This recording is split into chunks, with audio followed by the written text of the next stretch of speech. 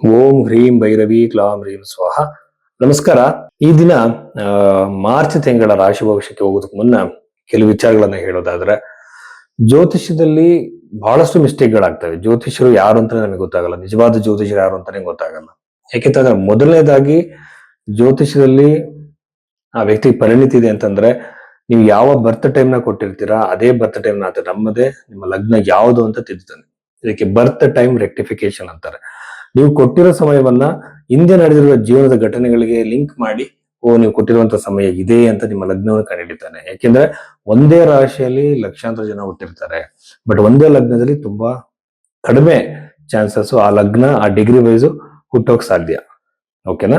So ಎರಡನೇದಾಗಿ ಬಂದು ಹಿಂದಿನ ಘಟನೆಗಳು ಹೇಳಿದ ನಂತರ, ಲಗ್ನವನ್ನು ತಿದ್ದಿದ ನಂತರ ನಿಮ್ಮ ಭವಿಷ್ಯವನ್ನು ಹೇಳ್ತಾರೆ. ಹಾಗೇನೆ ಪರಿಹಾರಗಳನ್ನು ಸೂಚಿಸುವಾಗ ಮೊದಲನೇದಾಗಿ ವ್ಯಕ್ತಿತ್ವದಲ್ಲಿ ಬದಲಾವಣೆ ಸೂಚಿಸಬೇಕು.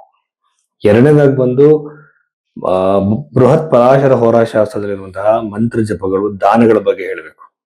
ಜಮ್ ಸ್ಟೋನ್ಸ್ ಬಗ್ಗೆ, ರುದ್ರಾಕ್ಷಿಗಳ ಬಗ್ಗೆ, ಕರುಮುಲಿಮಾಲ ಬಗ್ಗೆ, ಅಥವಾ ನಿಮ್ಮ ಹೆಸರು ಚೇಂಜ್ ಮಾಡ್ಕೊಳ್ಳಿ ಅಂತ ಹೇಳಿದ್ರೆ, ಬೇರೆ ಏನಾದ್ರು ಬಾಲಿಶವಾಗಿರುವಂತದ್ದು ಪರಿಹಾರಗಳು ಹೇಳಿದ್ರೆ ಯಾವ ಕಾರಣಕ್ಕೂ ಅದನ್ನ ನಂಬಬೇಡಿ. ಮಂತ್ರ ಜಪಗಳು, ದಾನಗಳು ಮಾತ್ರ ನೀವು ಎಫೆಕ್ಟಿವ್. ಅಂದ್ರೆ ಯಾವ ಬಡವರು ಯಾರು ಬೇಕಾದ್ರೂ ಇದನ್ನ ಮಾಡಬಹುದು. ಇದ್ರಲ್ಲಿ ಯಾವುದೇ ಜಾತಿ ಭೇದ ಏನೂ ಇಲ್ಲ. ಇದು ಪರಾಶರ ಮಹರ್ಷಿ ಕೊಟ್ಟಿರುವಂತಹ ರೆಮಿಡೀಸ್. ಇದಾದ ನಂತರದಲ್ಲಿ ಜೆಮ್ ಸ್ಟೋನ್ಸ್ ಬಗ್ಗೆ ಇನ್ಯಾವ್ದ್ರ ಬಗ್ಗೆ ಕೂಡ ಉಲ್ಲೇಖ ಇಲ್ಲ, ನಾನು ಆಲ್ರೆಡಿ ಹೇಳಿದೆ, ಅಂತ ಯಾವ್ದು ಫಾಲೋ ಮಾಡಕ್ಕೆ ಹೋಗ್ಬೇಡಿ. ಇಷ್ಟ ಆದ ನಂತರ ನಿಮ್ಮ ಡೆಸ್ಟಿನಿಯಲ್ಲಿ ಎಲ್ಲದನ್ನು ಚೇಂಜ್ ಮಾಡಕ್ ಸಾಧ್ಯ ಇಲ್ಲ. ಈಗ ಕೆಲವು ಘಟನೆಗಳನ್ನು ಚೇಂಜ್ ಮಾಡಬಹುದು. ಇದರಲ್ಲಿ ಪ್ರಾರಬ್ಧ, ಸಂಚಿತ, ಕ್ರಿಯಾಮಾನ ಕರ್ಮ ಅಂತ, ಅದರಲ್ಲಿ ದೃಢ ಕರ್ಮ ಅಂತೆಲ್ಲ ಇದೆ. ಸೊ ಇದು ಡೀಪರ್ ಸಬ್ಜೆಕ್ಟ್. ಕರ್ಮದ ಅನುಸಾರವಾಗಿ ಕೆಲವನ್ನ ಚೇಂಜ್ ಮಾಡ್ಕೋಬಹುದು, ಕೆಲವನ್ನ ಆಗಲ್ಲ. ಅದು ಆ ಗೈಡೆನ್ಸ್ ನ ಕೊಡ್ಬೇಕು, ಆ ಕೌನ್ಸಿಲಿಂಗ್ ನಾವು ಒಬ್ಬ ಕ್ಲೈಂಟ್ಗೆ ಮಾಡ್ಬೇಕಾಗತ್ತೆ. ಈ ಒಂದು ನೈತಿಕತೆಯನ್ನ ಒಬ್ಬ ಜ್ಯೋತಿಷಿ ಇಟ್ಕೋಬೇಕಾಗತ್ತೆ. ಸೊ ಆ ರೀತಿ ಇಟ್ಕೊಂಡಾಗ ಮಾತ್ರ ನಮ್ಮ ಹತ್ರ ಬಂದಂತಹ ಒಬ್ಬ ವ್ಯಕ್ತಿಗೆ ನಾವು ಸರಿಯಾಗಿರೋ ಮಾರ್ಗದರ್ಶನ ನೀಡಬಹುದು. ಸುಮ್ಮನೆ ಅವರು ಸಂಪಾದನೆಗೋಸ್ಕರ ಇನ್ನೊಂದಕ್ಕೋಸ್ಕರ ಎದುರಿಸಿ ಹಣ ತಗೊಂಡ್ರೆ ತಪ್ಪಾಗುತ್ತೆ. ಸೊ ಇದು ಬಹಳ ಮುಖ್ಯ. ಜೊತೆಯಲ್ಲಿ ಪೂಜೆಗಳ ಬಗ್ಗೆ ಜನಗಳಿಗೂ ಗೌರವ ಇರಬೇಕಾಗತ್ತೆ. ಅದೊಂದು ದೊಡ್ಡ ಸಬ್ಜೆಕ್ಟ್, ಇನ್ನೊಂದ್ಸಲ ಮಾತಾಡೋಣ. ಬಟ್ ಜ್ಯೋತಿಷ ಅಂದ್ರೆ ಏನು ಅಂತ ಜನರಲ್ಲಿ ಗೊತ್ತಿರಬೇಕು.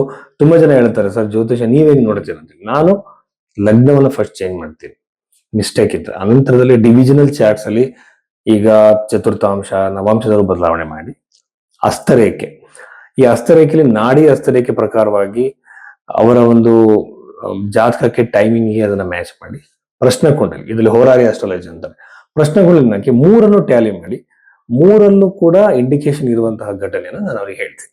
ಅವಾಗ ಖಂಡಿತವಾಗಲೂ ಆ ಘಟನೆ ನಡೆಯುತ್ತೆ. ಜ್ಯೋತಿಷದ ಬಗ್ಗೆನೂ ನಂಬಿಕೆ ಬರುತ್ತೆ. ಸೊ ಈ ರೀತಿ ಜಾತಕವನ್ನು ನೋಡ್ಲಿಕ್ಕೆ ನೀವು ಭೈರವಿ ಆಸ್ಟ್ರೋದಲ್ಲಿ ನಿಮ್ಮ ಕನ್ಸಲ್ಟೇಷನ್ ಬುಕ್ ಮಾಡಿ. ಮೀನ ರಾಶಿ 2026 ಮಾರ್ಚ್ ತಿಂಗಳಲ್ಲಿ ಮೀನ ರಾಶಿಯವರಿಗೆ ಸಂಬಂಧಪಟ್ಟಂತೆ ಏನೆಲ್ಲ ವಿಶೇಷಗಳಿದೆ ಅಂತ ನಾವು ನೋಡೋದಾದ್ರೆ, ಚತುರ್ಥ ಭಾವ ಅತ್ಯುತ್ತಮವಾಗಿರೋದ್ರಿಂದ ವೆಹಿಕಲ್ಸ್, ಪ್ರಾಪರ್ಟಿ, ಲ್ಯಾಂಡ್ ಯಾವುದೇ ಖರೀದಿ ಮಾಡೋಕೆ ನೀವು ಹೊರಟರು ಕೂಡ ನಿಮಗೆ ಅನಾಯಾಸವಾಗಿ ಒದಗಿ ಬರುತ್ತೆ. ಎಗೇನ್ ನಿಮಗೆ ನಿಮ್ಮ ಜಾತಕದಲ್ಲಿ ಚತುರ್ಥ ಭಾವದಲ್ಲಿ ಗುರುನೇ ಇದ್ದಾನೆ ಅಂದ್ರೆ ದೊಡ್ಡ ಮನೆ ನೀವು ಕಟ್ಸೋದ್ರಲ್ಲಿ ಯಾವುದೇ ಒಂದು ಡೌಟ್ ಇಲ್ಲ. ಬಟ್ ಜಾತಕವನ್ನ ಕಂಪ್ಲೀಟ್ ಆಗಿ ವಿಶ್ಲೇಷಣೆ ಮಾಡಬೇಕು. ಇನ್ನು ಪಂಚಮ ಭಾವನ ಉತ್ತಮವಾಗಿರೋದ್ರಿಂದ ಮಕ್ಕಳಿಂದ ಸಂತೋಷದ ಸುದ್ದಿ ನೀವು ಕೇಳ್ತೀರಾ, ನೆಮ್ಮದಿಯ ವಾತಾವರಣ ಕ್ರಿಯೇಟ್ ಆಗಿದೆ, ಮಕ್ಕಳ ಜೊತೆ ನೀವು ಸಮಯ ಕಳೀತೀರಾ. 12ನೇ ಮನೆಯಲ್ಲಿರುವಂತಹ ಗ್ರಹಗಳನ್ನೆಲ್ಲ ನೋಡ್ತಾ ಇದ್ರೆ ಆಸ್ಪತ್ರೆ, ಅನಾರೋಗ್ಯದಿಂದ ಆರೋಗ್ಯದ ಸಮಸ್ಯೆಗಳು ಬರೋ ಸಾಧ್ಯತೆ ಇರುತ್ತೆ. ಬಟ್ ಇದು ಸಾಡೆ ಸಾತಿಯಿಂದ ಖಂಡಿತವಾಗಲ್ಲ, ಗ್ರಹಗಳಲ್ಲಿ ಬದಲಾವಣೆ ಆಗಿದೆ. ದಶ ಪೀರಿಯಡ್ ಅಲ್ಲೂ ನಿಮಗೆ ನೆಗೆಟಿವ್ ಇಲ್ಲ ಇದ್ದಾಗ ನೀವೇನ್ ಮಾಡ್ಬೋದು ಅಂದ್ರೆ ಇದರಿಂದ ಹೊರಗಡೆ ಬರ್ಬೋದು. ಹಾಸ್ಪಿಟಲ್ ಅಂದ್ರೆ ನೀವೇ ಹೋಗ್ತೀರಾ ಅಂತಲ್ಲ, ಬೇರೆಯವ್ರಿಗೋಸ್ಕರ ನೀವು ಓಡಾಡೋ ಸಾಧ್ಯತೆ ಇರುತ್ತೆ. ಇದು 12ನೇ ಮನೆ ಹಾಸ್ಪಿಟಲ್ ಮಾತ್ರದಲ್ಲಿ ವ್ಯಯಸ್ಥಾನ, ಹಣ ಕಳ್ಕೊಳ್ಳುವಂತ ಸಾಧ್ಯತೆ ಇರುತ್ತೆ. ಬಟ್ ಪುಣ್ಯಕ್ಷೇತ್ರಗಳಿಗೆ, ಶಕ್ತಿ ಕ್ಷೇತ್ರಗಳಿಗೆ ಹೋಗುವಂತಹ ಸಾಧ್ಯತೆ ಕೂಡ ಅತಿ ಹೆಚ್ಚಾಗಿ ಇದೆ ಅಂತ ನಾವು ಹೇಳಬಹುದು. ಆಮೇಲೆ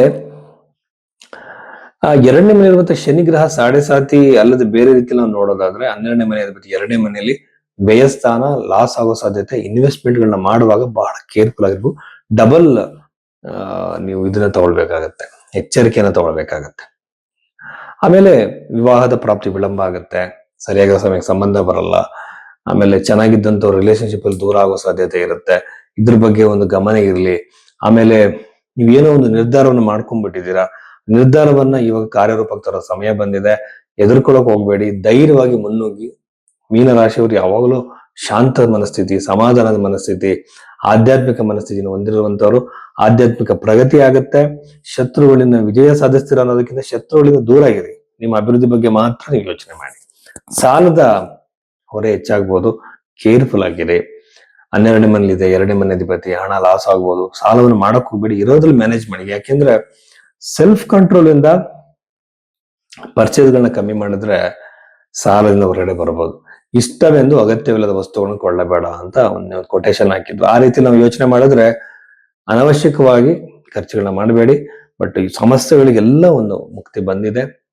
ಈ ಮಾರ್ಚ್ ತಿಂಗಳಲ್ಲಿ ಬಹಳಷ್ಟು ವಿಭಿನ್ನವಾಗಿರುವಂತಹ ಘಟನೆಗಳು ನಿಮ್ಮ ಜೀವನದಲ್ಲಿ ನಡೆಯುತ್ತೆ. ಶುಭವಾಗಲಿ. ನಮಸ್ಕಾರ.